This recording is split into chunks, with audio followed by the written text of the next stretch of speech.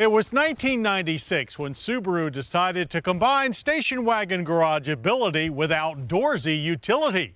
The Legacy Outback became known as the world's first sport utility wagon and helped launch a whole new category of vehicles called crossovers.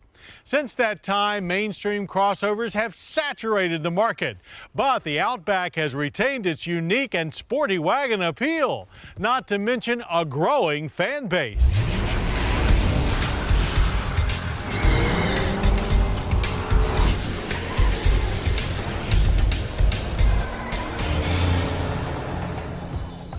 For 2010, the Subaru Outback enters its fourth generation and undergoes a full redesign.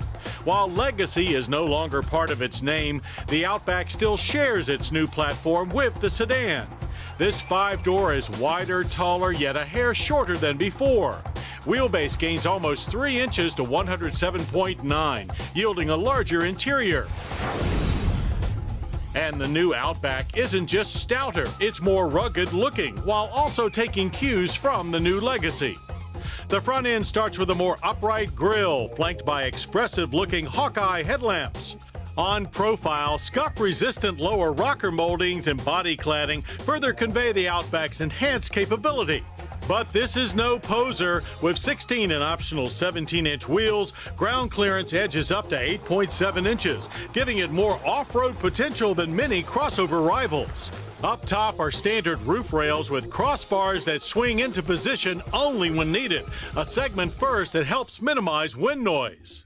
The body-colored D-pillars help emphasize the new section taillights and give the Outback a more traditional rugged utility look than before.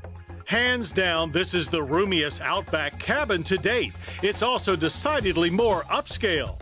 Like Legacy, the dash is comprised of a variety of dissimilar shapes, well-drawn lines, and metallic trim. Controls are laid out in a smart, easy-to-use manner. Ditto the standard electronic parking brake with hill holder, the first among non-luxury crossovers. And with green motoring in mind, there's even a gauge for monitoring fuel economy. Seats are nicely contoured and padded for a high level of comfort. Our Test 2.5i Limited had leather trim, 10-way power adjusters for the driver, as well as seat heat. A tilt telescoping steering wheel with audio and cruise is now standard. This up-level tester also came with Bluetooth, dual-zone climate control, and a 440-watt Harman Kardon audio system. Other available high-end amenities include voice-activated navigation, a rear-view camera, and a power moonroof. The spacious rear seat makes ample room for 3 and offers a new recline feature. The 60/40 fold adds excellent versatility to the Outback's abundant cargo space. Room behind the second row swells from 34.3 cubic feet to 71.3 with seats folded down. That's a gain of 6 cubes over last year and more than a Jeep Grand Cherokee. A pair of all-wheel drive Boxer powertrains are also shared with the new Legacy. Standard is a revised 2.5-liter single-cam 4-cylinder with I-active valve lift, outputting a square 170 horsepower and 170 pound-feet of torque. It pairs to either a 6-speed manual or a CVT automatic. The 3.6R adds the Tribeca's 3.6-liter 6-cylinder power plant. This one sends 256 horses and 247 pound-feet through a 5-speed automatic. Our 2.5 CVT generated government fuel economy ratings of 22 city, 29 highway on regular gas.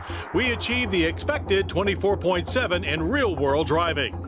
The energy impact score is a modest 14.3 barrels of oil consumed per year, while its carbon footprint measures a tidy 7.7 annual tons of CO2.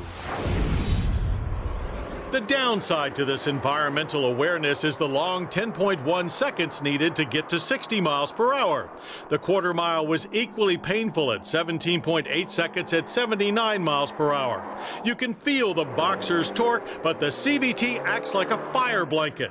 The Outback sports a new double wishbone rear suspension, and stability and traction control are now standard across the board.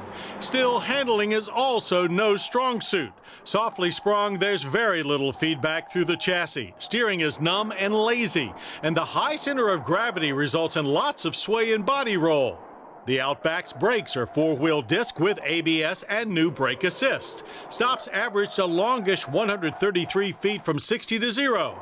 There was good stability, but the Outback still stops like a much larger vehicle. Fortunately, what the Outback lacks in track performance, it more than makes up for with a smooth, comfortable ride. It's nice and cushy for long road trips and extended commutes. Price-wise, the new Outback begins at $23,690 for the base 2.5i. The 3.6R starts at $28,690. The 2010 Subaru Outback returns with a bolder outer show, more utility-like practicality, and plenty of interior refinement. It's not much of a driver's car, but it's ideal for family karting and an outdoor lifestyle. Add in mid-20s fuel economy, and the Outback becomes an excellent alternative to the conventional crossover. And the main reason we believe that Outback's popularity is bound to keep growing. Well, I hope you'll join us here next week for more Motorweek, when we'll race down the strip in SLP's super-tuned Camaro. Then we try Kia's Forte as a new coupe. I'm John Davis. We'll see you then. To learn more about Motorweek, television's original automotive magazine, visit pbs.org. To order a DVD of this program, call 1-800-873-6154. Motorweek has been brought to you by Cars.com. Let's say you're looking for a car. Cars.com can help research, locate, even contact a dealer. Cars.com.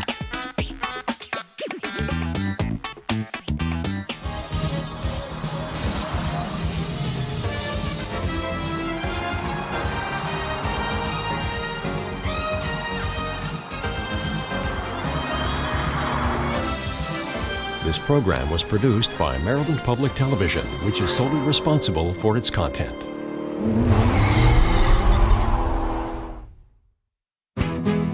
We are PBS.